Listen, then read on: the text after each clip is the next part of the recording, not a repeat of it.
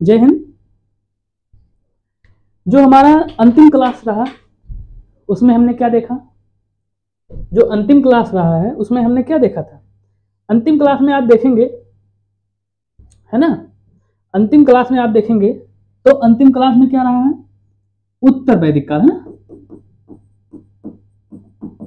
उत्तर वैदिक काल यही तो रहा है। क्या रहा है? उत्तर वैदिक काल। ठीक, तो उत्तर वैदिक काल हमारा रहा है। कितने टाइम पीरियड क्या रहा है? 1000 BC से 600 BC, है ना, यही टाइम पीरियड रहा है। हमने क्या किया था कि उत्तर वैदिक काल को बहुत अच्छे से, बहुत सिस्टमेटिक ढंग से हम लोग ने देख लिया था, है ना। अब हम लोग देखेंगे महाजनपदा, है ना। क्या देखेंगे? महाजनपदा। ठीक, और महाजनपदा पढ़ने का एक कारण ये रहा है कि हम लोग जब पढ़ने जा रहे हैं, अब साम्राज्य पढ़ने जा रहे हैं ना, राजा महाराजाओं को पढ़ने जा रहे हैं। तो जब साम्राज्य पढ़ने जा रहे हैं तो उससे पहले हमारे दिमाग में ये होना चाहिए कि कौन सा महाजनपद कहाँ पे है ना, और कौन से महाजनपद कहाँ पे स्थापित था, वो किसने स्थापित किया था। ठीक, अगर ध्यान से देखेंगे, ठीक, तो महाजनपदा ये विकसित होता है ना, ये विकसित होता है। आप देखेंगे तो ये 1000 BC से 600 BC के बीच, अर्थात 400 वर्षों में क्या होता है? विकसित होता है ना, ये 400 वर्षों में विकसित होता है। तो पहले क्या हो रहता था? पहले रहता था जन, है ना, जन में वही कबीले लोग, है ना। कौन होते थे? कबीले लोग, है ना। तो कबीलों एक कबीला होता था। तो कबीले कई प्रकार के होते थे। कबीले क्या होते थे? कई प्रकार के होते थे।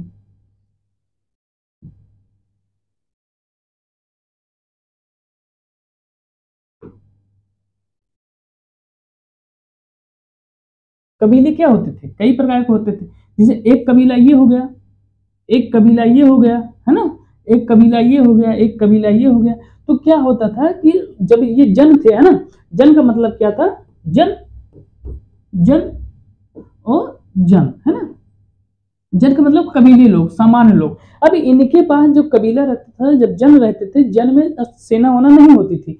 सेना कौन होती थी? हमने बात किया था वैदिक काल में कि सेना वहां के जो काम करने वाले थे, खेती करने वाले थे, है ना। तो ये लोग एक सामान्य जो वर्ग होता था वो मतलब कि सैनिक के रूप में कार्य करता था, है ना। अब क्या हो रहा है कि ये अब इनके ऊपर आक्रमण कर रहे हैं, है ना, ये इनके ऊपर आक्रमण कर रहे हैं, ये इनके ऊपर आक्रमण कर रहे हैं। तो इस वाले क्षेत्र को मतलब अगले कबीले को जब जीत जाते हैं ये लोग, तो इनका क्या होता है? विस्तार हो जाता है ना। क्या हो जाता है? एक विस्तार हो जाता था। तो इनको हरा देते थे, और जब हरा गए तो इनका विस्तार हो जाता था, और विस्तार हो जाता था तो इन्हीं को क्या बोला जाता था? जनपद, है ना। क्या बोला जाता था? जनपद बोला जाता था। तो देखिए कैसे जन हुआ, जन से जनपद हुआ। अब जनपद में आप देखेंगे तो अस्थायी सेना होना शुरू हो गया था। अस्थायी सेना और अस्थायी राजा, है ना, अस्थायी सेना और अस्थायी राजा। जब अस्थायी सेना अस्थायी राजा होना हो मतलब थे, तो अब आप देखेंगे कि क्षेत्र बड़ा हुआ, है ना, क्षेत्र बड़ा हुआ। तो इसका मतलब यह है पैसा भी आना शुरू हुआ, है ना, पैसा भी आना शुरू हुआ। और पैसा भी आना शुरू हुआ तो ये लोग डेवलप भी करेंगे, और डेवलप भी करेंगे तो सेना रखना शुरू कर देंगे। और सेना जब रखना शुरू कर देंगे तो जाहिर सी बात है कि अब ये क्या करेंगे? अपना क्षेत्र और फैलाना शुरू करेंगे। अब इनका क्षेत्र इतना ही बड़ा है तो जिसे क्या कहा गया? जिसे कहा गया जनपद। और जो छोटा था, जो कबीले के रूप में था, उसे कहा गया जन। तो जन हो गया, जनपद हो गया। अब जनपद में जब सेना ये रखना शुरू कर दिए तो ये क्या करेंगे? अब ये दूसरे कबीले पे, है ना, दूसरे जनपद पे ये क्या करेंगे? आगमन करेंगे, और आगमन करके उसको भी जीत लेंगे। तो ये क्या कर लेंगे? एक बड़ा अपना क्षेत्रफल फैला लेंगे, है ना। क्या करेंगे? क्षेत्रफल अपना बहुत बड़ा फैला लेंगे। और जब ये क्षेत्रफल अपना बड़ा फैला लेंगे तो ये क्या हो जाएगा? जनपद से महाजनपद आ जाएगा, है ना, मतलब बड़ा जनपद, है ना। तो महाजनपद। तो पहले क्या हुआ? जन हुआ, दूसरे पे क्या हुआ, जनपद हुआ, और तीसरे पे हुआ महाजनपद। तो जन हम लोग ने देखा था, है ना, जन हम लोग ने देखा था जब ये लोग कब, जब आए थे भारत में, है ना, तो ये हमने देखा था कब, वैदिक काल में। वैदिक काल में कब, ऋग्वेद में, है ना, तो ऋग्वेद में, ऋग्वैदिक में, है ना, कब देखा था, ऋग्वैदिक में। ठीक, तो ऋग्वैदिक में हमने क्या देखा था कि ये लोग जन के रूप में आए थे, छोटे छोटे कबीले के रूप में आए थे, और ये फिर देखेंगे कि ये आपस में कैसे लड़ना शुरू किए थे, है ना, और जब ये लड़ना शुरू किए थे तो अपने क्षेत्र पर फैलाए थे, और जब क्षेत्र पर फैलाए थे तो क्या बन गए थे, जनपद बन गए थे, है ना, और जब वही प्रक्रिया और आगे बढ़ती गई, क्षेत्र पर बहुत बड़ा हो गया, तो उसे क्या कहा गया, महाजनपद कहा गया, है ना। ये आपको क्लियर हो गया होगा।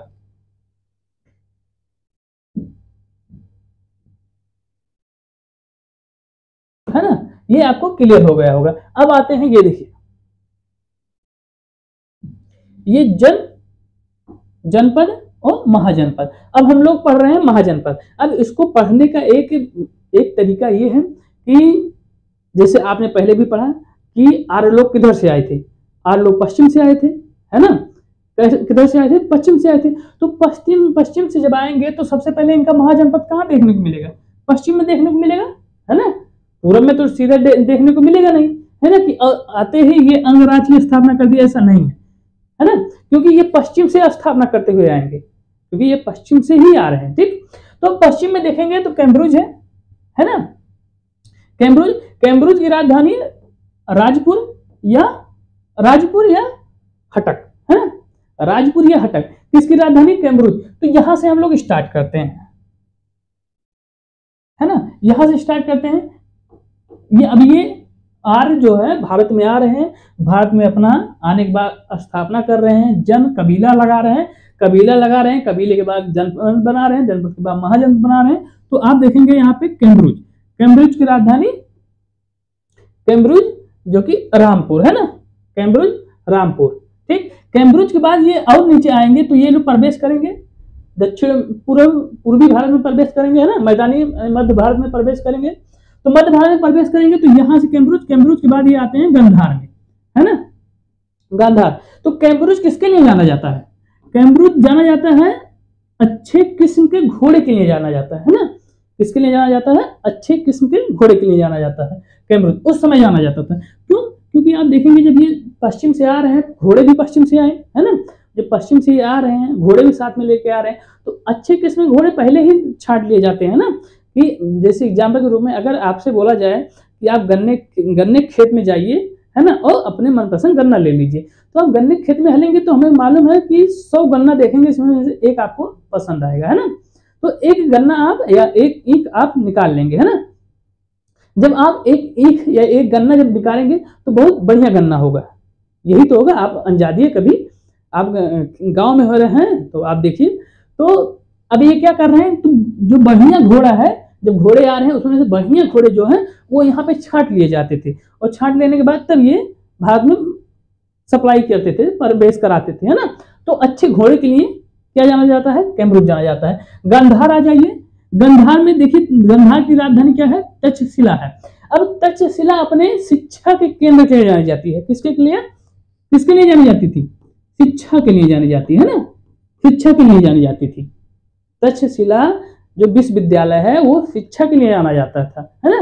तो आप देखें गांधार किसके लिए जाना जाता था, गांधार जाना जाता था व्यापार के लिए, है ना, व्यापारिक क्या था, केंद्र था, व्यापारिक केंद्र। तो गांधार क्या था, व्यापारिक केंद्र था, है ना। फिर हम लोग प्रदेश पर और देखते हैं, पूर्व के साइड आते हैं, मैदानी क्षेत्र की तरफ बढ़ते हैं आगे। तो ये सारी नदियां पार किए, और नदियां पार करने के बाद आप देखेंगे तो इस वाले क्षेत्रों में इन्होंने एक पंजाब वाले क्षेत्र, ये पंजाब क्षेत्र है ना, पंजाब ही तो है, तो पंजाब क्षेत्र में आप देखेंगे कुर, है ना, तो कुर की स्थापना होती है ना।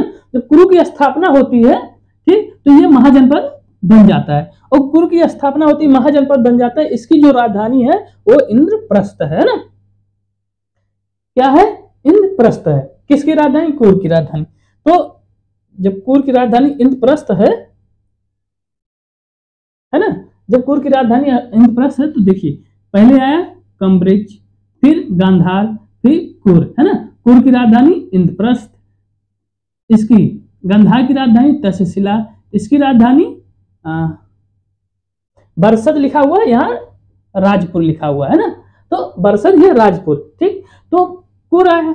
अब हम लोग और अंदर प्रवेश करेंगे भारत में, तो अंदर प्रवेश करेंगे तो क्या आएगा, पांचाल आएगा, है ना, पांचाल। जब अंदर और प्रवेश करेंगे तो पांचाल आएगा। तो ये कुर, उसके बाद पांचाल, है ना। पांचाल, जब पांचाल में प्रवेश करते हैं तो पांचाल की राजधानी दो है ना, पांचाल की राजधानी दो है। एक राजधानी है अहिछत्र और दूसरी राजधानी है कंपित, है ना, दूसरी राजधानी कंपित, इसका और एक नाम है, ठीक। तो ये जो कंपित है, ठीक है, ये दक्षिणी इसकी राजधानी है, और जो पूर्वी राजधानी, उत्तरी राजधानी है वो अहिछत्र है ना, अहिछत्र, ठीक, अहिछत्र, है ना। तो पंचाल की राजधानी दो है ना, ठीक, अहिछत्र। अब हम लोग और अंदर प्रवेश करेंगे, है ना। अब अंदर प्रवेश करेंगे तो ये देखेंगे आप, है ना, ये देखिए, तो ये वाला क्षेत्र क्या था, ये तो हमारा हो गया उत्तराखंड, है ना, ये उत्तराखंड। उत्तराखंड में देखेंगे तो क्या मिल जाता है, पांचाल। ध्यान दीजिएगा, उत्तराखंड में हमें पांचाल देखने को मिल जाता है। ये पंजाब वाले क्षेत्र में हमें क्रू देखने को मिल जाता है ना।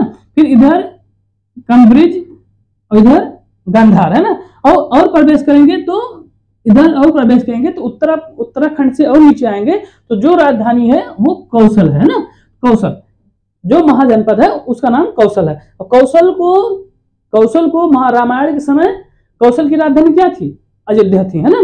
तो कौशल की राजधानी क्या थी, अयोध्या, मतलब अयोध्या, है ना। कौशल को अयोध्या कहा जाता था रामायण के समय, क्या था, अयोध्या, है ना।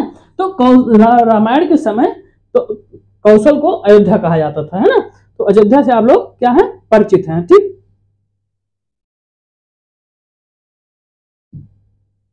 क्या है, आप परिचित हैं अयोध्या से, है ना, ठीक। तो कौशल की राजधानी आप देखेंगे, कौशल की राजधानी आपको श्रावस्ती देखने को मिलेगी, है ना। कौशल की राजधानी श्रावस्ती, ठीक। अब और प्रवेश करते हैं, देखिए यहां से आए कैम्ब्रिज, कैम्ब्रिज के बाद आए गांधार, गांधार से नीचे आए तो हमें पंजाब में देखने को मिल जाता है, क्योंकि अब भारत में, क्योंकि अखंड भारत था उस समय, तो अखंड भारत में ये जो अफगानिस्तान वाला जो क्षेत्र था कैम्ब्रिज कहलाया, और कैम्ब्रिज के बाद फिर गांधार कहलाया, है ना। गांधार के बाद और अंदर प्रवेश करते हैं तो पंजाब पड़ता है ना, पंजाब पड़ता है। पंजाब में क्या है, कौन सी महाजनपद का स्थापना हुई, तो कुरु की स्थापना हुई। कुरु के और अंदर जब प्रवेश करेंगे, कुरु के जस्ट बगल में हमें उत्तराखंड देखने को मिल जाता है। उत्तराखंड में हमें क्या देखने को मिल जाता है, पांचाल देखने को मिल जाता है, और पांचाल उत्तराखंड, उसके बाद नीचे आएंगे तो हमें उत्तर प्रदेश देखने को मिलता है। उत्तर प्रदेश में हमें देखने को मिलता है कौशल। कौशल रामायण के समय इसे, मतलब रामायण के समय इसे अयोध्या कहा जाता था। आज वर्तमान में भी इसका नाम अयोध्या ही है ना, फैजाबाद या अयोध्या, है ना। तो कौशल की राजधानी क्या थी, श्रावस्ती, ठीक। तो इसकी राजधानी क्या थी, श्रावस्ती। इसके बाद नीचे आते हैं सुरसेन, है ना, सुरसेन। अब मतलब उत्तर प्रदेश में अब देखेंगे मथुरा वाला क्षेत्र, है ना, मथुरा वाला क्षेत्र, मतलब ये देखेंगे मथुरा वाला क्षेत्र में देखिए, मथुरा वाले क्षेत्र को, जो मथुरा वाला क्षेत्र था, मतलब कि सुरसेन वाला जो क्षेत्र था, अब इस क्षेत्र में हम देखेंगे, है ना, मथुरा वाला क्षेत्र, तो मथुरा वाला क्षेत्र देखेंगे तो ये आ जा रहा है राजस्थान वाला, है ना। तो ये कौन सा क्षेत्र है, इसमें जो सुरसेन है इसमें राजस्थान और उत्तर प्रदेश, इधर मध्य प्रदेश का भाग लगा था, है ना। तो उसे उस वाले क्षेत्र को क्या कहा जाता था, सुरसेन कहा जाता था। सुरसेन की जो राजधानी थी वो मथुरा थी। मथुरा जो वर्तमान में कहाँ पे है, उत्तर प्रदेश में, है ना, उत्तर प्रदेश का एक जिला है, ठीक। इतना समझ में आया। फिर हम लोग उतरते हैं कैम्ब्रिज, गांधार, क्रू, पांचाल, कौशल, फिर इधर आ जाते हैं सुरसेन। इतना समझ में आया, इतना समझ में आ गया। फिर हम आते हैं, अब कौशल के जस्ट नीचे उतरते हैं तो मल्हा देखने को हमें मिल जाता है ना। तो मल्हा देखने को मिल जाता है ना। तो मल या मल्हा देखने को मिल जाता है। उसकी राजधानी क्या थी, पावा या कुशीनगर, है ना, मतलब खुशीनगर, ठीक। तो पावा या खुशीनगर इसकी क्या थी, राजधानी थी, ठीक। पावा या खुशीनगर इसकी क्या थी, राजधानी थी, ठीक। अब और नीचे हम लोग आते हैं, है ना, अब और नीचे आते हैं, तो यहाँ तक तो हम लोग देख चुके हैं, यहाँ तक देख चुके हैं। अब इसके और नीचे आएंगे तो हमें क्या देखने को मिलेगा, मत्स्य देखने को मिलेगा, मत्स्य देखने को मिलेगा। मत्स्य की राजधानी क्या थी, मत्स्य, है ना। मत्स्य की राजधानी ये रहा, मत्स्य की राजधानी क्या थी, मत्स्य, है ना। तो राजधानी विराटनगर, है ना। क्या थी भाई, मत्स्य की राजधानी विराटनगर,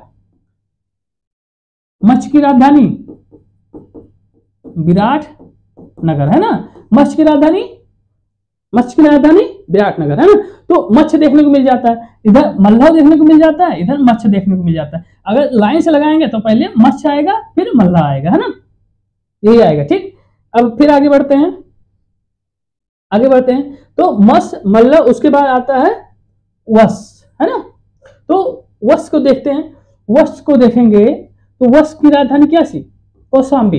वत्स मतलब ये आप मान के चलिए कि ये वाला जो क्षेत्र है मत्स्य का, ये वाला क्षेत्र, इस वाले क्षेत्र में आपको प्रयागराज हो गया, है ना, प्रयागराज हो गया और कौशाम्बी हो गया। मतलब ये जो मध्य प्रदेश का थोड़ा सा भाग, उत्तर प्रदेश का भाग मिला के क्या बना था, ये बना था मत्स्य, है ना। तो मत्स्य की राजधानी क्या थी, कौशाम्बी थी, मत्स्य की राजधानी कौशाम्बी, है ना, मत्स्य की राजधानी कौशाम्बी। उसके बाद और नीचे उतरेंगे, जब और नीचे आएंगे मतलब और पूरब में जाएंगे तो हमें क्या देखने को मिलेगा, काशी। काशी क्या था, काशी जो था, है ना, काशी जो था, काशी पे कई लोगों का अधिकार था, काशी पे कई लोगों का अधिकार, जैसे मगध हो गया, कौशल हो गया और अंग हो गया, है ना, इन लोगों का अधिकार था। काशी बनारस, है ना।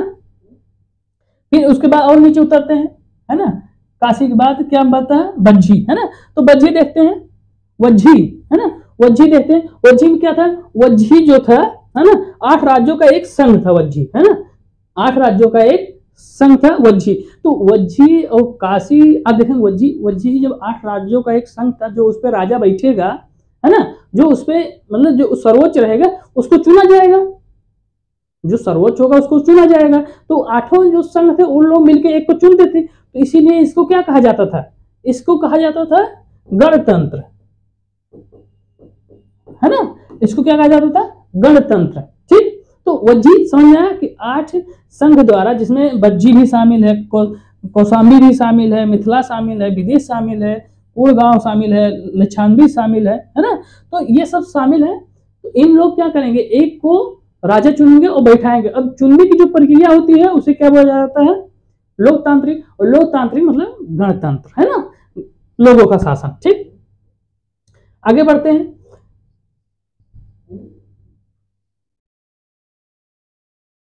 तो हम लोग देख लिए हैं क्या, वज्जी, है ना, ये रहा वज्जी, वज्जी देख लिए। अब वज्जी के बाद हम लोग देखते हैं, है ना, वज्जी के बाद देखते हैं हम लोग मगध। अच्छा, मगध जब हम लोग देखते हैं, मगध अभी हम लोग खाली एक नाम से, एक मैप में खाली परिचित हो रहे हैं, है ना। मगध जो है हम लोग केवल परिचित हो रहे हैं। अभी इसके बाद जब हम लोग पढ़ना शुरू करेंगे, है ना, जो जैन धर्म खत्म होगा तो मगध का एक बहुत बड़ा विस्तार मैं आपको बताऊंगा, है ना, मगध के बारे में जानकारी अच्छे से दे दूंगा। और उसके बाद मगध से हम लोग हरिहक वंश स्टार्ट कर देंगे वहां से, है ना। फिर हरिहक वंश वहां से स्टार्ट होगा, फिर सारे वंश वहीं से पढ़ना शुरू हो जाएंगे। तो आप खाली ये देखिए मगध है कहाँ, है ना। तो आप देखेंगे ये रहा मगध, मगध है ना। मगध मतलब पटना वाला क्षेत्र, मगध पटना मतलब बिहार पूरा और उत्तर प्रदेश का थोड़ा सा भाग, और इधर छत्तीसगढ़, है ना, इधर छत्तीसगढ़, ठीक, बोध गया, ये सब कहाँ पे आ रहे हैं, मगध का हिस्सा है। किसका हिस्सा है, मगध का, है ना। ये सब क्या है, मगध का हिस्सा है। तो आप देखिए क्या है, नालंदा है, बोध गया है ना। तो ये सब क्या है, मगध के हिस्सा है। खाली आप मैप में एक बार खाली देख लीजिए। अभी जब हम लोग पढ़ना शुरू करेंगे तो आपके दिमाग में ये रहेगा कि मगध अच्छा यहाँ पे है, बिहार में। बज्जी अगर है तो बज्जी यहाँ पे है, ये बज्जी यहाँ पे है। अगर देखेंगे पांचाल आप देखेंगे तो उत्तराखंड में है ना। फिर आप देखेंगे कुरुक मतलब होता है ये पंजाब वाला क्षेत्र, है ना।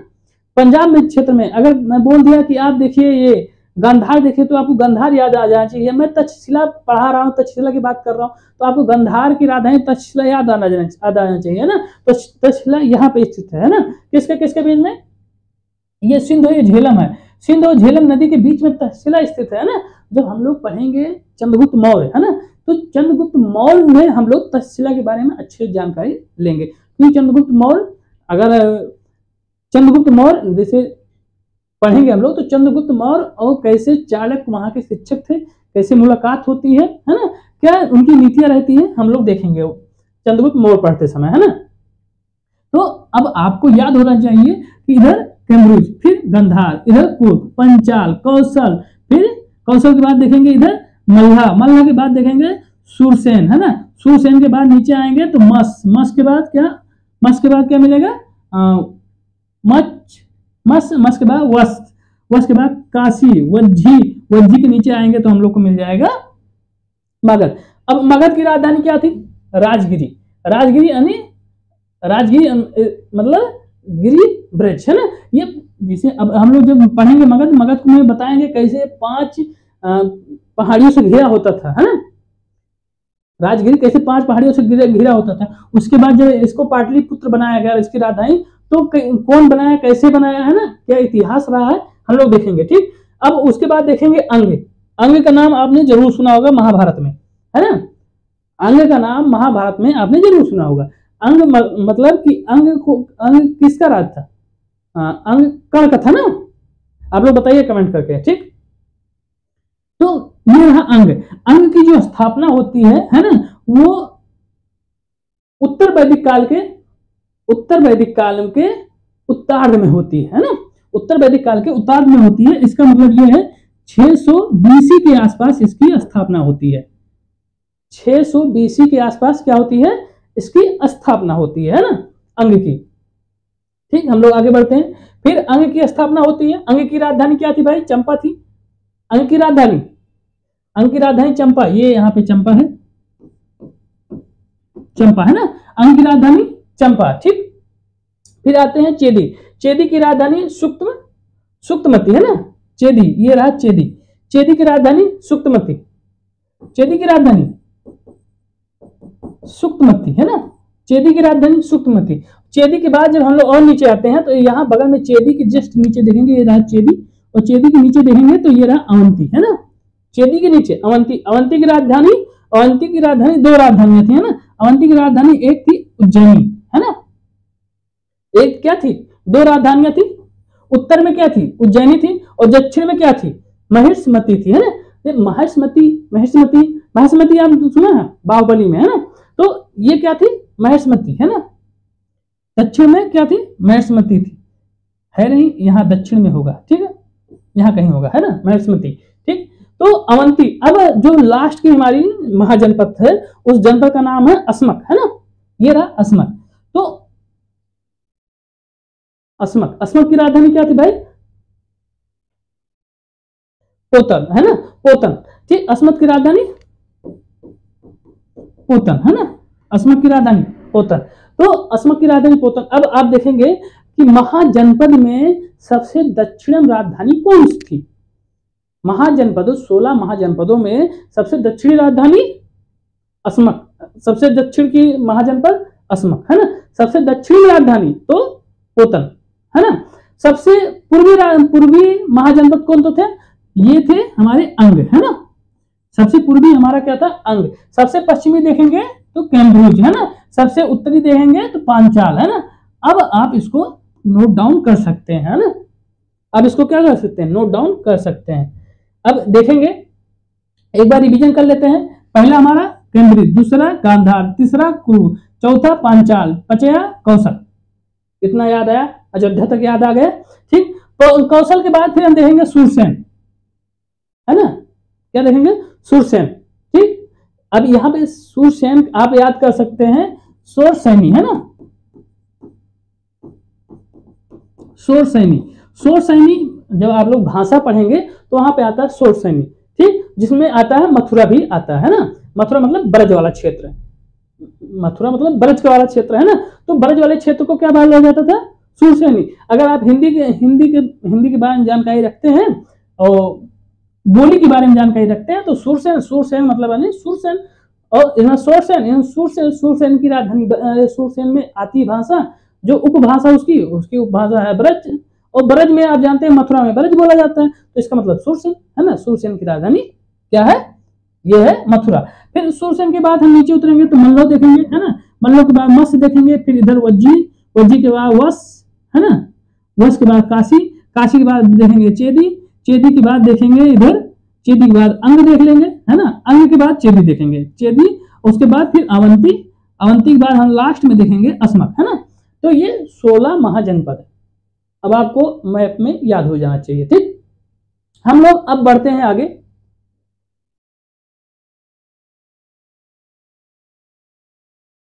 हम लोग आगे बढ़ते हैं। अब हम लोग बढ़ते हैं सीधा एक महाजनपद पे, है ना, एक जनपद पे। ये आपको दिख रहा है, आपको याद हो गया, नहीं याद हो एक बार दो बार और आप लिख के आप नोट डाउन करेंगे, उसमें बार बार लिखेंगे तो आपको याद आ जाएगा। अब हम लोग सीधा बढ़ते हैं। हमने क्या पढ़ लिया है, हमने क्या पढ़ लिया है,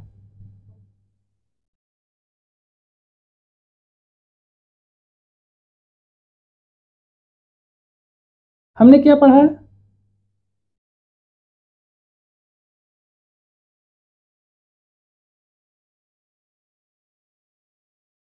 हमने क्या पढ़ा, हमने पढ़ा पाषाण,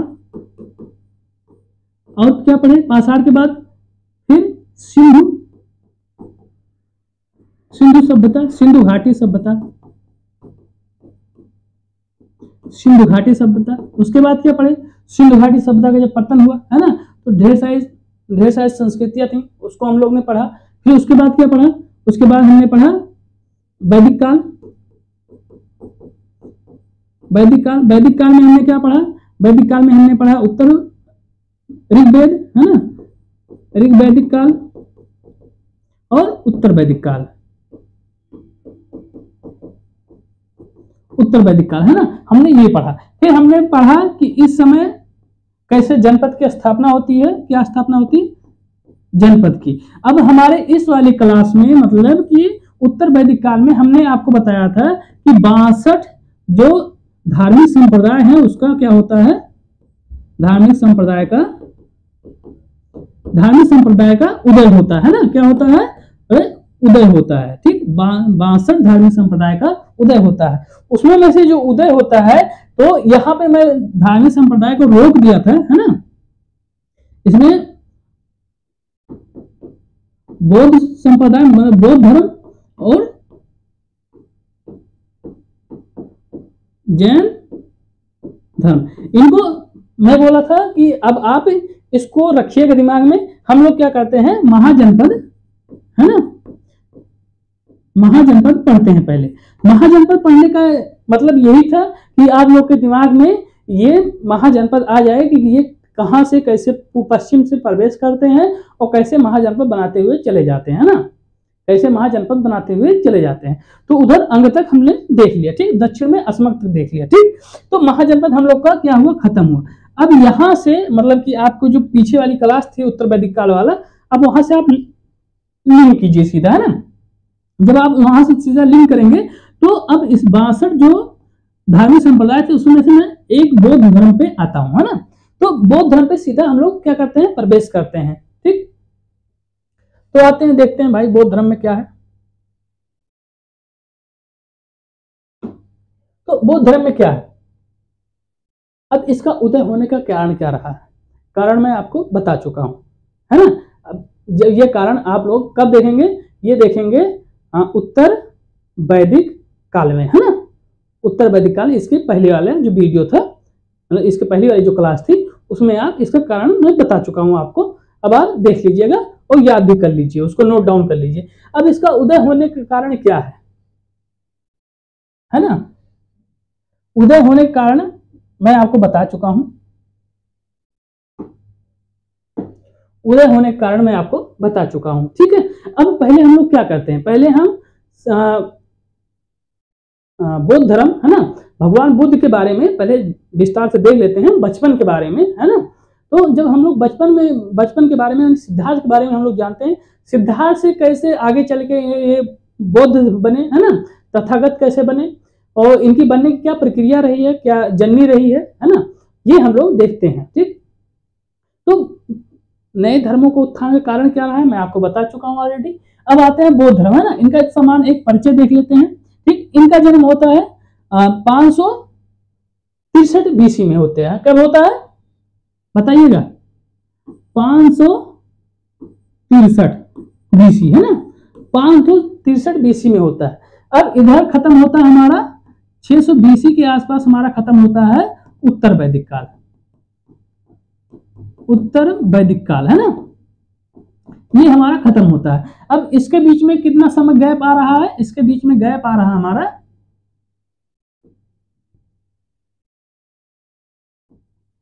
37 वर्ष, है ना। इसके बीच में जो गैप आ रहा है 37 वर्ष आ रहा है। तो 37 वर्षों में क्या हुआ होगा? 37 वर्षों में वही कर्मकांड चल रहा होगा, नए नए धर्मों का उत्थान हो रहा है ना। तो अब यहाँ पे देखेंगे ध्यान से, अब आप देखिए कि यहाँ पे नए नए धर्मों का उत्थान हो रहा है। अगर विश्व में आप देखेंगे, कहाँ पे विश्व को रिलेट करेंगे, तो आपको दिमाग में आ जाना चाहिए एथेंस, ग्रीस की राजधानी एथेंस, है ना। तो एथेंस आप ग्रीस में देखेंगे तो ग्रीस में नए नए फिलोसफी बन रहे हैं, नए नए फिलोसफर जन्म ले रहे हैं। जैसे सुकरात हो गए, है ना, सुकरात हो गए, फिर सुकरात के बाद प्लेटो हो गए, प्लेटो के बाद अरस्तु हो गए, है ना। तो कैसे ये नए नए डेवलप हो रहे हैं वहां। अब आप तुलना कीजिए, विश्व से एक बार तुलना कीजिए क्या, कि यहाँ पे ग्रीस है ना, ग्रीस, और यहाँ पे भारत। और इस समय क्या हो रहा है, इस समय दोनों जगह क्या हो रहा है, नई नई फिलोसफी जन्म ले रही है। ये फिलोसफी, बौद्ध धर्म अर्थात एक फिलोसफी, कोई भी धर्म फिलोसफी, अब फिलोसफी की भाषा में कह सकते हैं कि कोई भी धर्म एक फिलोसफी है ना। तो कैसे नई नई फिलोसफी उत्पन्न हो रही, नई नई कंसेप्ट आ रहे हैं, नए नए विचारधाराएं आ रही हैं, और कैसे समाज में सुधार किया जा रहा है। अब देखा जाए तो जो धर्म का पहली बार जो धार्मिक सुधार हुआ है, सबसे पहले तो यही माना जाता है, सबसे बड़ा नास्तिक है। अगर देखा जाए कि हिंदू धर्म के अकॉर्डिंग देखा जाए तो सबसे बड़े नास्तिक कौन लोग हैं? बौद्ध, जैन सबसे बड़े नास्तिक ही हैं, और उसमें भी सबसे बड़े नास्तिक हैं बौद्ध धर्म वाले, है ना। तो बौद्ध जो है नास्तिक है, क्योंकि ये भगवान को नहीं मानते हैं, है ना। बताते हैं अभी क्या क्या नहीं मानते हैं, इनके जब फिलोसफी पे आएंगे तब बताएंगे उसको, है ना। तो अब क्या हो रहा है यहाँ पे, सुकरात जैसे, प्लेटो जैसे, है ना, प्लेटो जैसे, है ना, सुकरात, प्लेटो, अरस्तु जैसे नए नए फिलोसफर जन्म ले रहे हैं, है ना। क्या हो रहा है, नए नए फिलोसफर जन्म ले रहे हैं, कहां पे? ग्रीस में, है ना। और भारत में क्या हो रहा, भारत में 62 धार्मिक संप्रदाय उत्पन्न हो गए अपनी फिलोसफी लेके।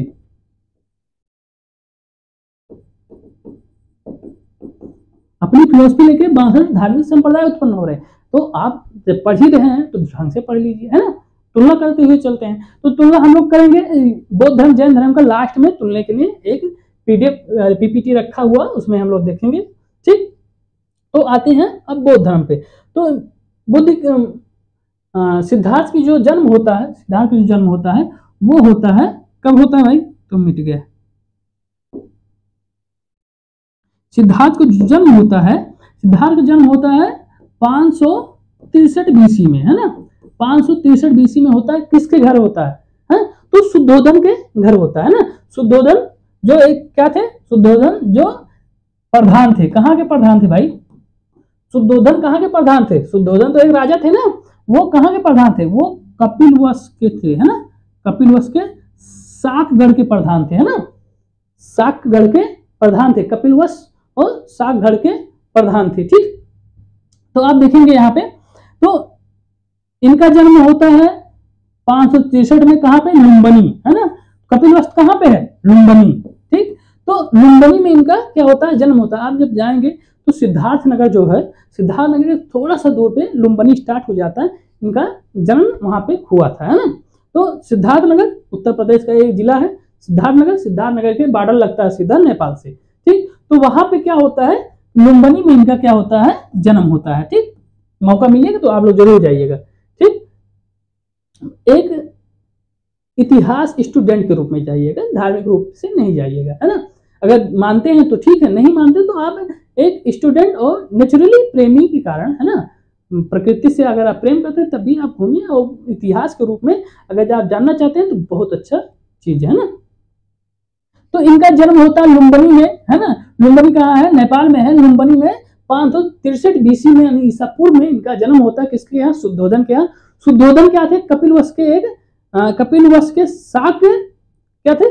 कपिलवस्तु के शाक्य करके ये प्रधान थे, है ना, मतलब राजा थे। ठीक, प्रधान मतलब राजा, है ना, तो प्रधान थे। इनकी माता का नाम मिलता है महादेवी या महामाया, है ना, महादेवी या महामाया इनकी माता का नाम मिलता है। ठीक है, ये कौल्य गणराज्य की क्या थी? कौल्य गणराज्य की क्या थी? कन्या थी। अब यहाँ पे कौल्य गणराज्य जो है, कौल्य गणराज्य, ठीक, कौल्य गणराज्य आप देखेंगे, है ना, कौल्य गणराज्य आप देखेंगे तो कौल्य गणराज्य आप देखेंगे तो यहाँ पे जो आप अगर पढ़ेंगे, किसको पढ़ेंगे?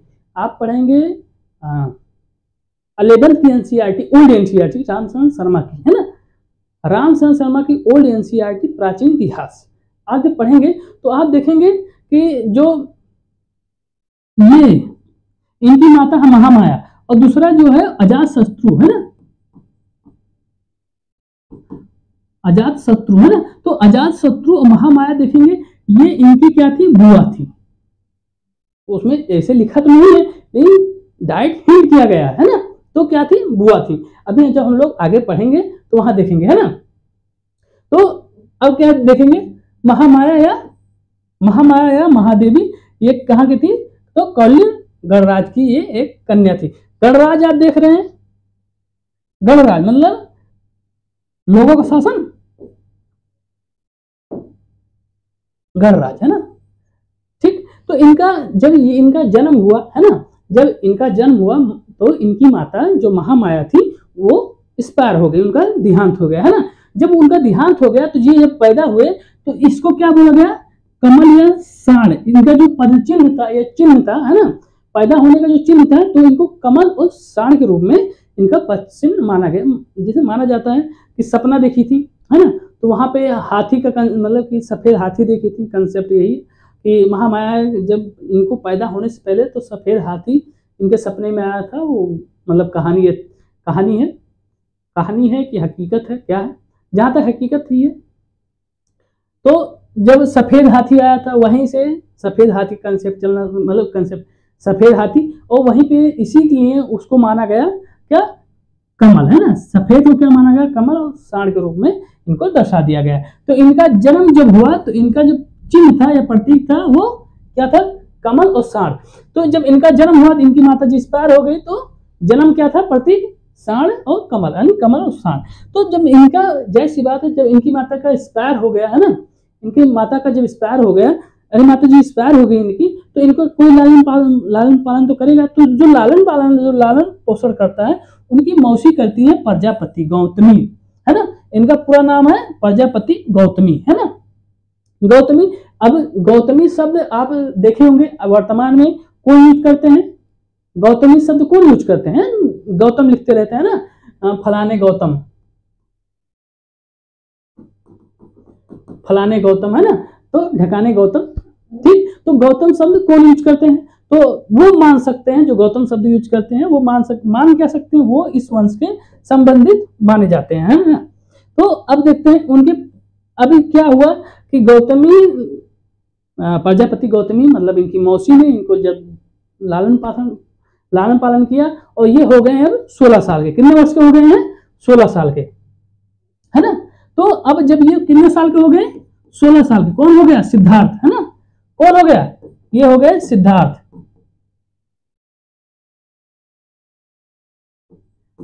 है ना। जब ये 16 साल के हो गए सिद्धार्थ, तो सिद्धार्थ जब 16 साल के हो गए तो इनकी शादी कर दी गई, है ना। सिद्धार्थ जब 16 साल के हुए तो इनकी शादी कर दी गई। इनकी शादी किससे कर दी गई? ये है यशोधरा। कौन है? यशोधरा, है ना, सॉरी। तो पत्नी का नाम क्या था? यशोधरा था, है ना। इन 16 साल में इनकी शादी कर दी गई यशोधरा से। ठीक, तो यशोधरा से इनकी शादी करके इनके अन्य नाम मिलते हैं गोपा, बिंबा, है ना, और भद्रकच्छा, है ना। तो भद्र कच्छ या कच्छ नाम के इनके अलग अलग नाम मिलते हैं, किसके? यशोधरा के, है ना। ये कहाँ देखने को मिलते हैं? ये बौद्ध ग्रंथों में देखने को मिलते हैं नाम। ठीक, जब शादी हो गई 16 वर्ष में यशोधरा से, है ना, तो यशोधरा जब शादी हो गई तो इनके एक पुत्र हो गए, है ना, जिसका नाम क्या रहा? राहुल। ठीक, इनके पुत्र का नाम रहा राहुल रहा, है ना। तो सिद्धार्थ 16 साल के उनकी शादी हो गई यशोधरा से और उनके पुत्र का नाम राहुल, है ना। ठीक, अब राहुल हो गए। अब प्रक्रिया अब आगे बढ़ते हैं हम लोग। तो सिद्धार्थ का जन्म होता है 563 बीसी में, है ना, ईसा पूर्व में। किसके घर होता है? कहाँ पे होता है? तो लुम्बिनी नेपाल में होता है। किसके घर होता है? शुद्धोधन, जो कि सागगढ़ के प्रधान थे कपिलवस्तु में, है ना। इनकी माता का नाम था महामाया या महादेवी, है ना। और महामाया या महादेवी जब एक्सपायर हो जाती है, उनका निधन हो जाता है, तो इनका लालन पालन जो करते हैं इनकी मौसी करती हैं। और जब इनकी लालन पालन मौसी करती हैं, धीरे धीरे बड़े होते हैं, 16 साल के हो जाते हैं, इनकी शादी कर दी जाती है। शादी की जाती है यशोधरा से, है ना। जो शादी यशोधरा से कर दी जाती है तो उनका एक पुत्र हो जाता है राहुल, है ना। अब राहुल हो गए। अब ये क्या करते हैं कि ये राजा बनते हैं और अपने गढ़ में घूमना शुरू करते हैं। तो गढ़ में जब ये घूमना शुरू करते हैं, तो आप देखेंगे कि एक पीढ़ी जो होती है, मतलब कि एक कालचक्र होता है जीवन का। कालचक्र में इन्होंने देखा कि एक व्यक्ति बूढ़ा है, एक व्यक्ति को दफनाया जा रहा है, एक व्यक्ति शमशान में जा रहा है, एक मर चुका है ना। तो इन्होंने देखा और बहुत दुख हुए, बहुत प्रभावित हुए उससे कि आखिर में लास्ट में हम लोग भी ऐसे हो जाएंगे ना, हम लोग भी मर जाएंगे। तो इन्होंने बोला कि इसकी खोज करते हैं, ऐसा क्यों होता है ना, और इंसान इतने दुख में क्यों है, क्योंकि इन्होंने देखा बहुत सब लोग दुख में थे, है ना। लास्ट में इनकी फिलोसफी स्टार्ट ही हो जाती है कि सब कुछ दुख में है।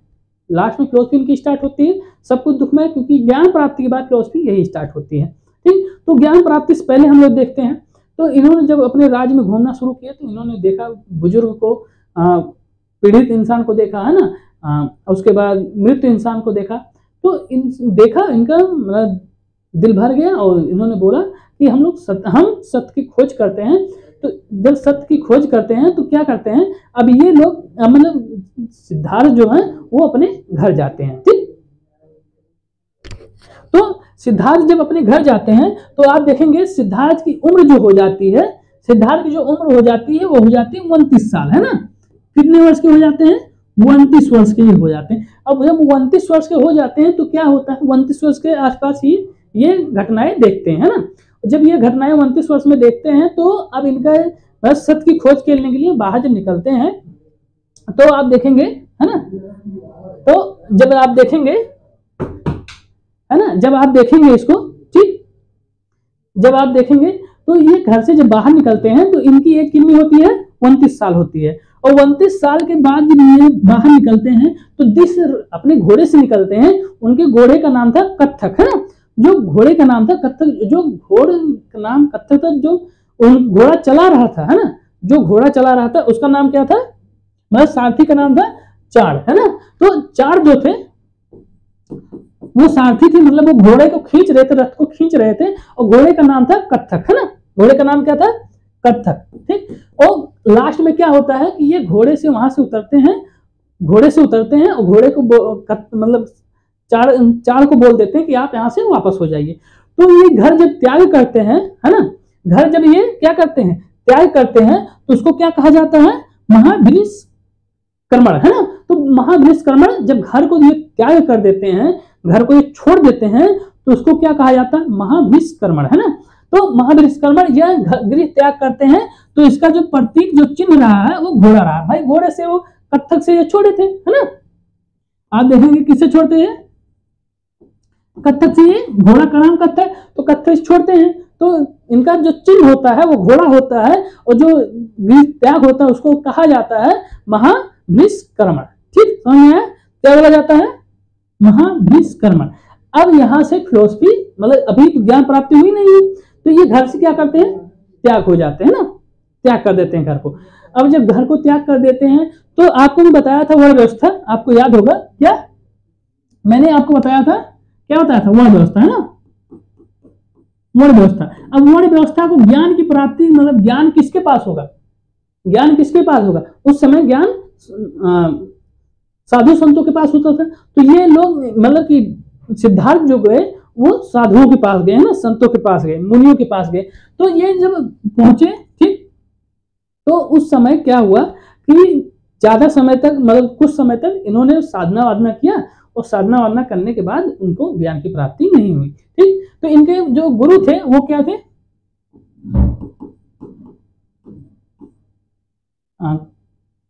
कमर कलाम थे ना, आलम थे ना,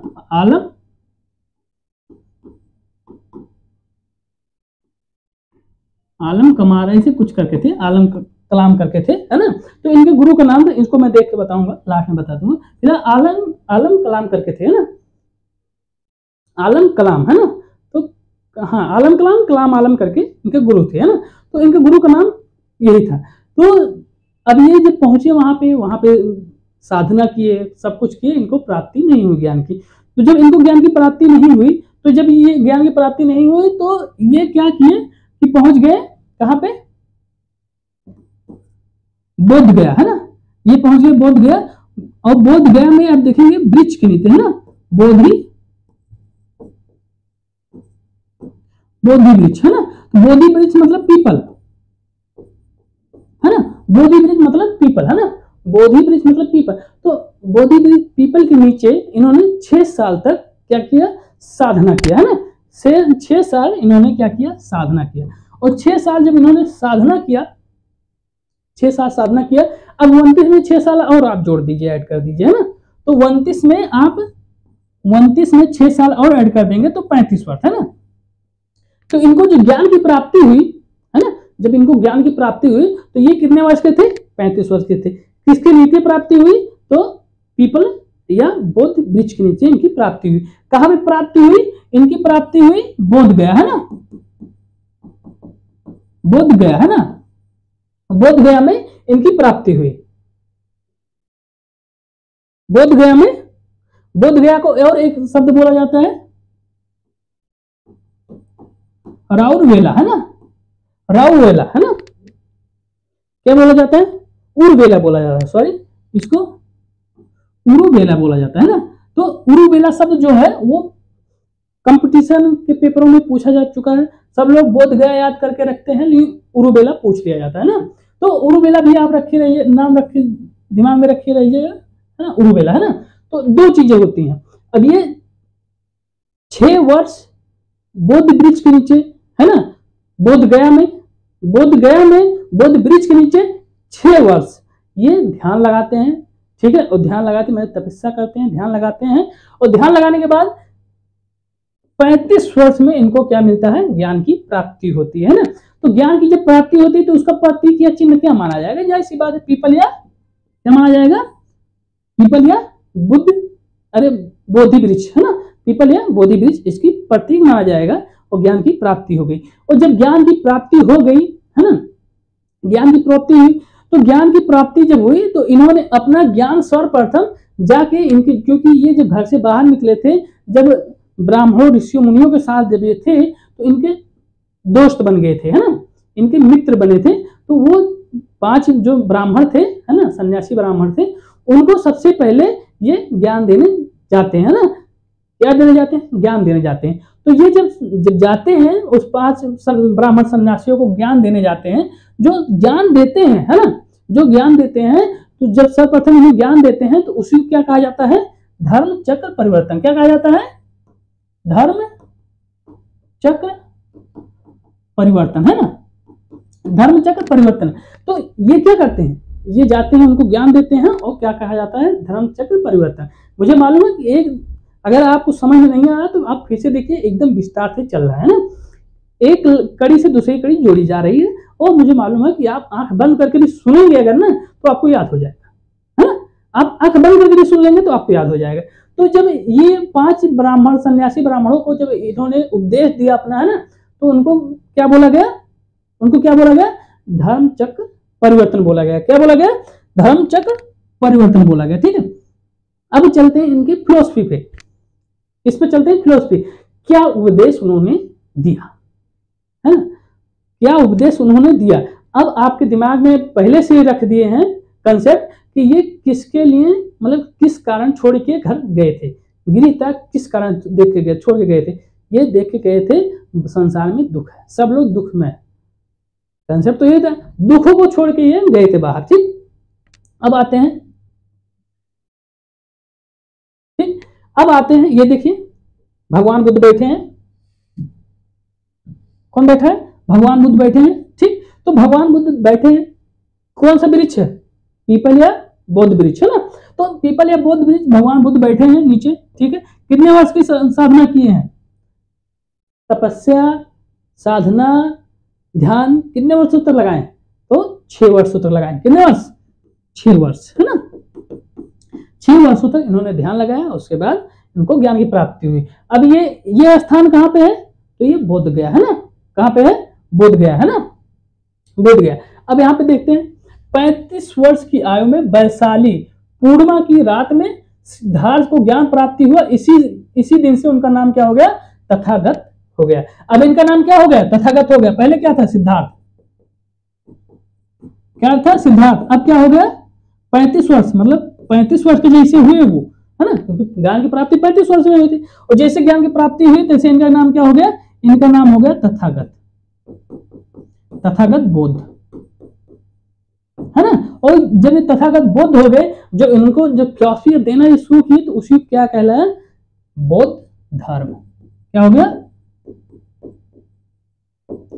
बौद्ध धर्म। हम क्या पढ़ रहे हैं, बौद्ध धर्म पढ़ रहे हैं। यहां तक इनका जो टाइम पीरियड रहा है ना, घटनाक्रम रहा है, आपको समझ में आ गया होगा। ठीक, हम लोग और आगे बढ़ते हैं। तो वही कि धर्म चक्र परिवर्तन हुआ है ना, 5 ब्राह्मणों को, सन्यासियों को अपना उपदेश दिए, जिससे बौद्ध ग्रंथों में इसे धर्म चक्र परिवर्तन के नाम से जाना गया है ना। 2 शूद्रों को सबसे पहले अपने अनुयायी बनाए थे, है ना, उनको तो दिए ज्ञान, तो उनको दिए नहीं, अनुयायी बनाए हैं 2 शूद्रों को पहले, है ना। अनुयायी किसको बनाए हैं, 2 शूद्रों को सर्वप्रथम अनुयायी बनाए, है ना। किसको बनाए, तब सुशी को और भलिक को, तब सुशी और भलिक को इन्होंने अपना अनुयायी बनाए, और दोनों क्या थे, शूद्र थे, दोनों क्या थे, शूद्र थे, दोनों शूद्र थे। ठीक, अब इतना समझ में आप लोग को आ गया होगा कि इन्होंने सबसे पहले 5 ब्राह्मणों को, 5 ब्राह्मण सन्यासियों को उपदेश दिया, और जो अपना मतलब कि वो बनाए, अनुयायी बनाए, वो शूद्र थे, है ना। तब सुसु या ससु, है ना, तब सुसु या भलिक, ससुसु या भलिक को अपना जो है ये शूद्र थे, इनको अनुयायी बनाए। अब यहां से इनकी फिलॉसफी स्टार्ट होती है ना। तो आखिर में इन्होंने ज्ञान क्या दिया, दिमाग में तो यह आना चाहिए कि इन्होंने आखिर में 5 ब्राह्मणों को, 5 ब्राह्मण सन्यासियों को ज्ञान क्या दिया, और इनसे कैसे प्रभावित हो गए ये लोग। अब हम लोग देखते हैं, फिलॉसफी पे आते हैं ना। तो फिलॉसफी पे आते हैं। अब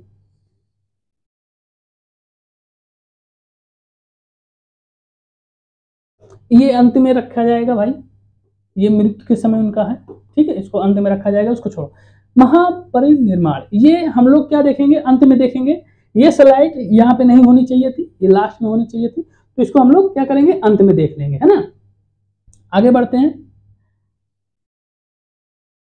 हम लोग आते हैं बौद्ध धर्म की शिक्षा और सिद्धांत।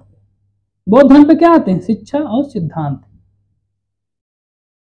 बौद्ध धर्म की शिक्षा और सिद्धांत। जब बौद्ध धर्म की शिक्षा और सिद्धांत पे हम लोग ध्यान देंगे, तो जाहिर सी बात है कि बौद्ध धर्म का उत्पन्न होने का कारण क्या रहा है, जो श्रेष्ठ भाषा थी, बोली थी या लिपि थी, वो संस्कृत थी। संस्कृत किसकी थी, ब्राह्मणों की, ठीक। तो जो श्रेष्ठ थे वो दूसरे को पढ़ाते लिखाते नहीं थे। जो सामान्य जन की भाषा थी, है ना, सामान्य जन की मतलब जो ब्राह्मणों को छोड़ दिया जाए और सबकी जो भाषा थी, जैसे गांव के देहात की, है ना, ध्यान दीजिए, गांव देहात की भाषा थी, जो छोटे लोग थे उनकी जो भाषा थी पाली थी, क्या थी, पाली थी। तो आप पहला नंबर एक भाषा के रूप में देख लेते हैं, लिपि के रूप में देखते हैं, तो सबसे पहले हमें क्या मिलता है, भाषा में संस्कृत मिलता है, संस्कृत देखने को मिलता है ना, सबसे पहले हमें संस्कृत देखने को मिलता है। संस्कृत के बाद हमें देखने को मिलता है पाली, ठीक। संस्कृत, संस्कृत के बाद पाली, पाली के बाद क्या होता है? प्राकृत, प्राकृत है ना, पाली, पाली के बाद आता है प्राकृत, प्राकृत के बाद आता है अपभ्रंश, पाली के बाद क्या आता है? अपभ्रंश, अपभ्रंश के बाद क्या आता है?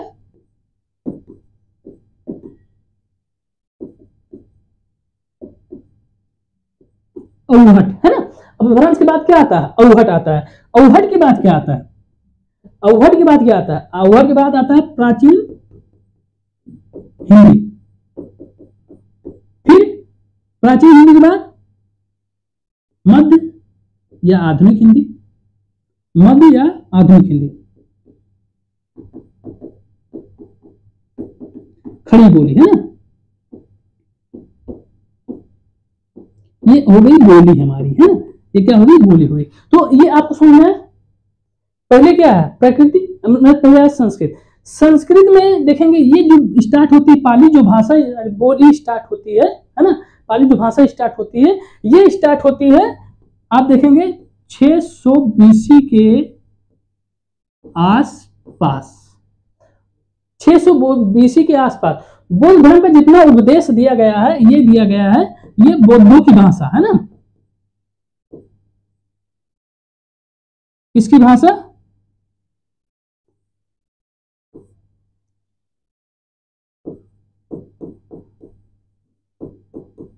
बौद्धों की भाषा।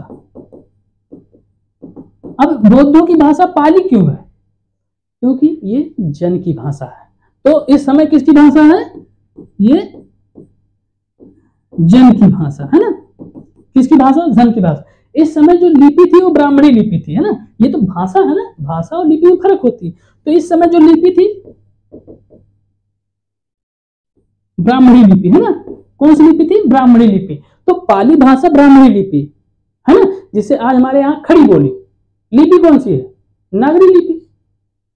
लिखते जो हम लोग वो नागरी लिपि है, और बोली कौन सी? खड़ी बोली। जैसे बोलियां तो ढेर सारी है, हर क्षेत्र में बोली जाती है, लेकिन जो लिपि है वो नागरिक लिपि है ना। तो ये समझना। तो इनकी जो पाली है, पाली अर्थात बौद्धों की भाषा।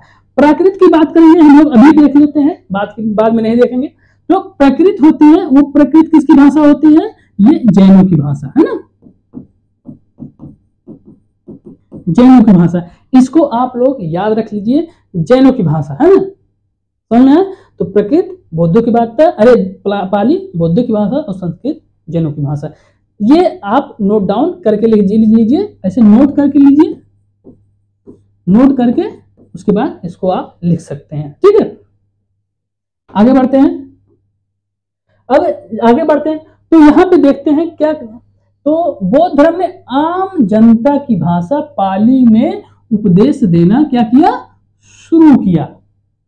उपदेश अगर जन जन में पहुंचाना है तो इनको वही भाषा उपयोग करना होगा जो जन जन जानते हैं। ऐसा नहीं एक भाषा जो खाली एक वर्ग जानते हैं, ऐसा नहीं, जो सभी की भाषा होगी हम उसमें ज्ञान देना शुरू करेंगे, है ना। हमें अपना विस्तार, अपना ज्ञान देना है, उस भाषा का उपयोग करेंगे जो सामान्य लोग, एक गांव का, जो गांव का मैं पढ़ा लिखा छोड़ो, मतलब कि कुछ नहीं जानता, ये उसकी भाषा पाली है तो मैं उसको उसी की भाषा में जाकर समझाऊंगा, है ना, उसको उसी की भाषा में समझाऊंगा। तो यही है हमारी जन की भाषा क्या थी उस समय? पाली थी, है ना, ठीक। और उन्होंने बताया, बौद्ध धर्म उन्होंने बताया, अभी रुकिए, उन्होंने बताया, क्या बताया? फिलॉसफी उनकी क्या है? उन्होंने बताया, है ना, उन्होंने पहुंचे, मतलब सन्यासियों को, मतलब गांव में, जन में, पाली में भाषा, मतलब उपदेश देना शुरू किए। उपदेश जब देना शुरू किए तो आप देखेंगे उन्होंने सबसे पहले बताया कि चार जो है ना, चार आर्य सत्य है।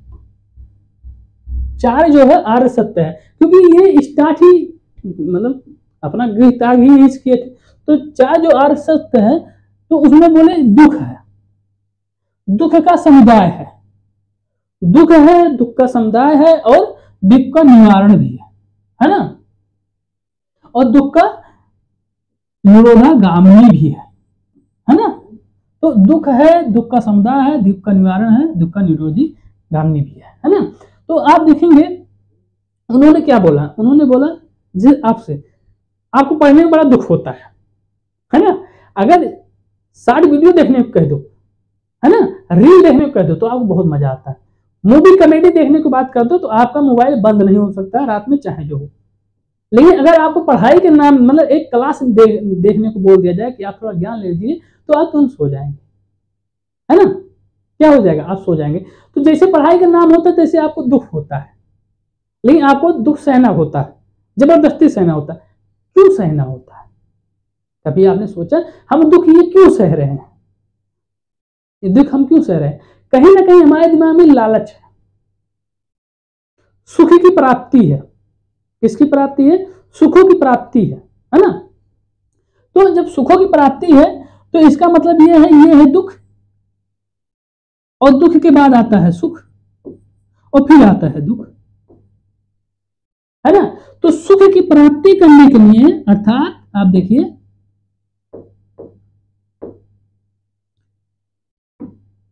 ठीक, सुख की प्राप्ति करने के लिए मतलब इसको प्राप्त करने के लिए हमें दुखों को झेलना पड़ता है।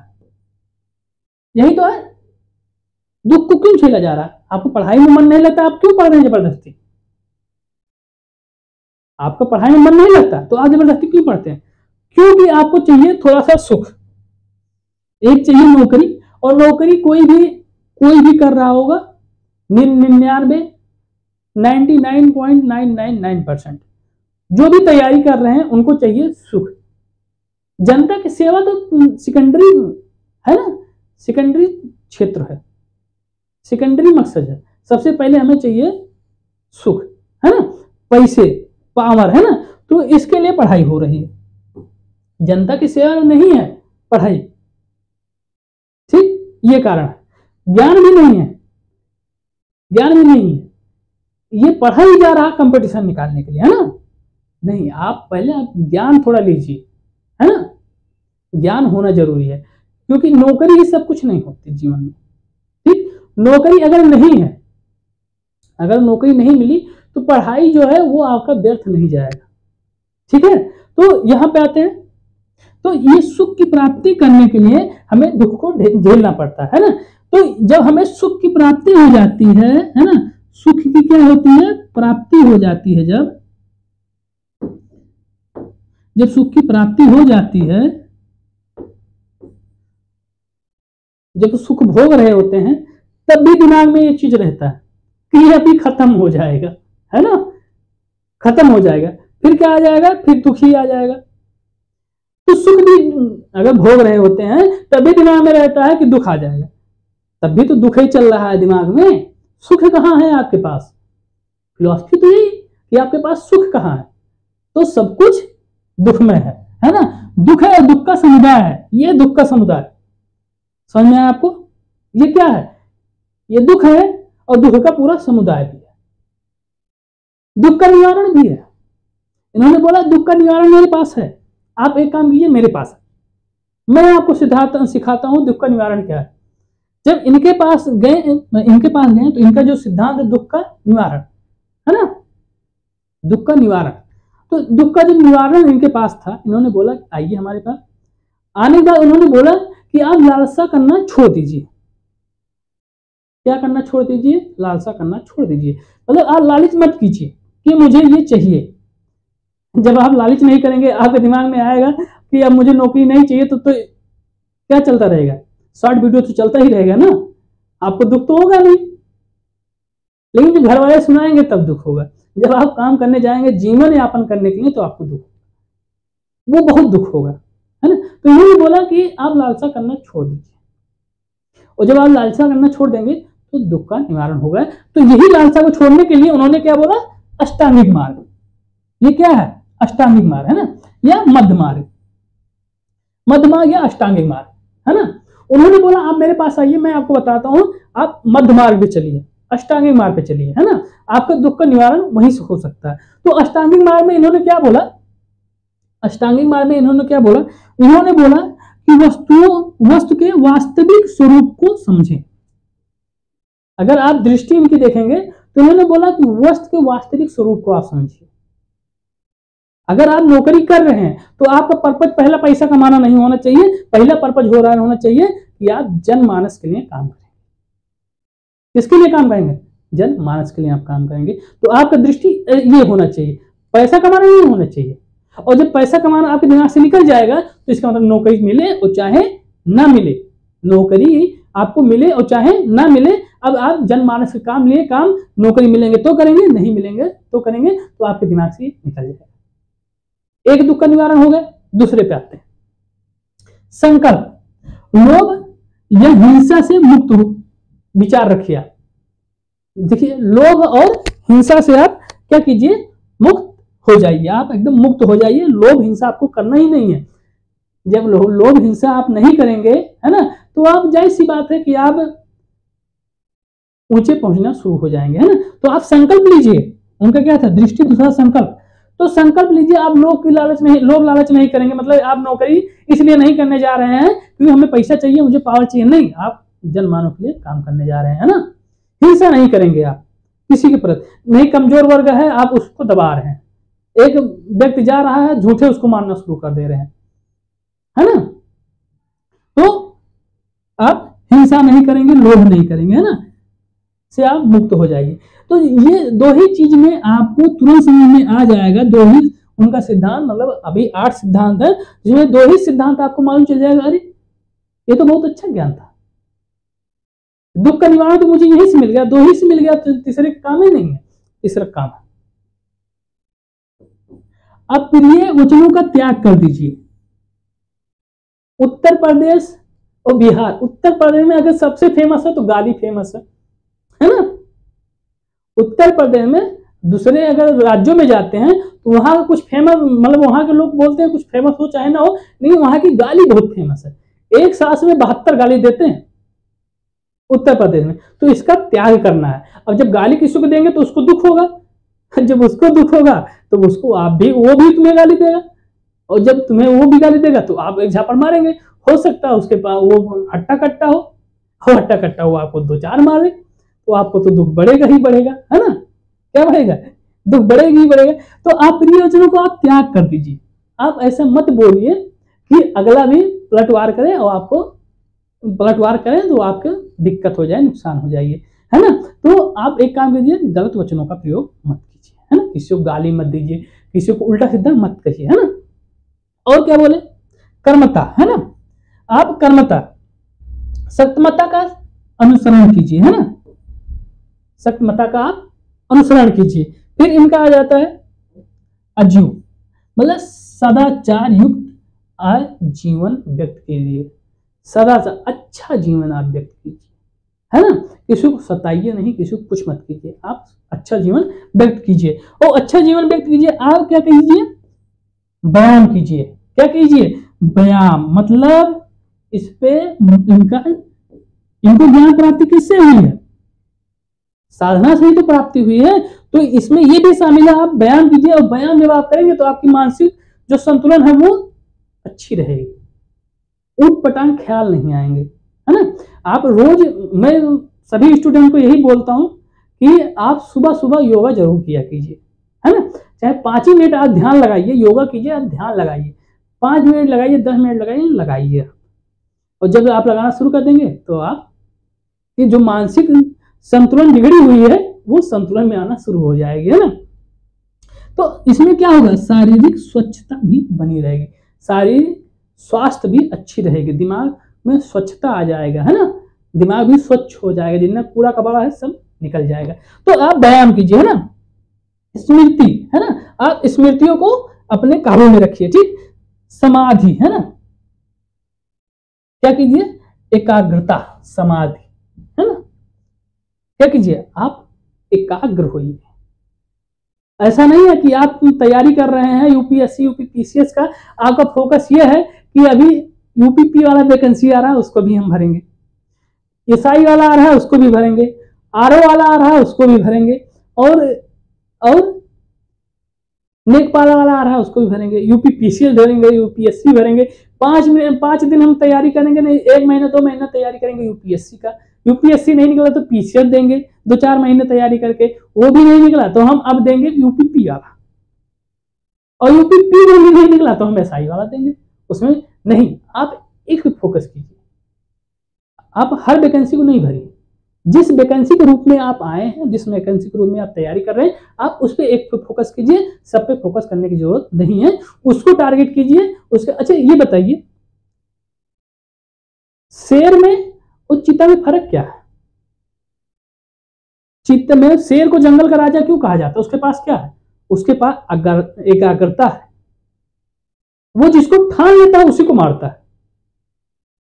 अगर हजारों की भीड़ है तो उसमें से एक को केवल पकड़ेगा और मारेगा ही उसी को। चीते में क्या है?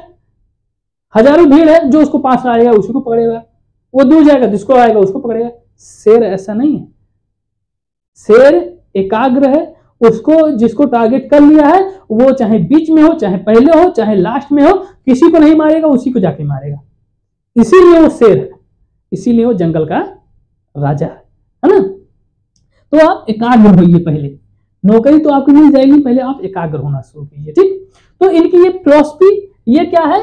अष्टांगिक मार्ग, दुखों का निरोधक या निवारण बताया गया है, अष्टांगिक मार्ग। इसे मध्य मार्ग भी कहते हैं। क्या बोलते हैं?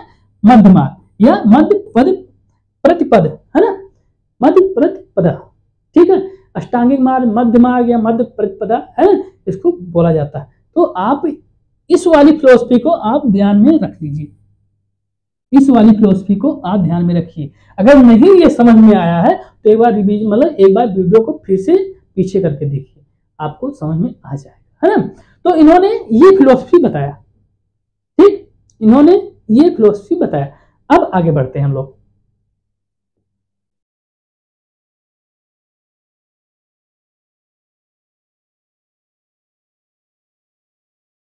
तो इन्होंने क्या किया? फिलॉसफी बताया।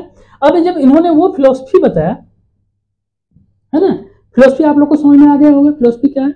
अब इसके लिए उन्होंने बोला, क्योंकि अब देखेंगे कहीं ना कहीं ये हिंदू धर्म से संबंधित थे शुरुआत में, कहीं ना कहीं हिंदू धर्म से संबंधित थे, लेकिन बाद में इनको बताया इसके कारण क्या उदय होने के कारण, धार्मिक संप्रदाय का उदय होने का कारण मैं बता चुका हूं इसके पहले वाले वीडियो में, लास्ट में बताया हूं, अब लास्ट में जाकर देख सकते हैं, ठीक है। तो अब ये क्या कर रहे हैं? ये वर्ण व्यवस्था को अस्वीकार कर दे रहे हैं, वर्ण व्यवस्था को अस्वीकार कर दे रहे हैं, क्योंकि वर्ण व्यवस्था ही तो है कि किसको नीचे रखी है? छत्र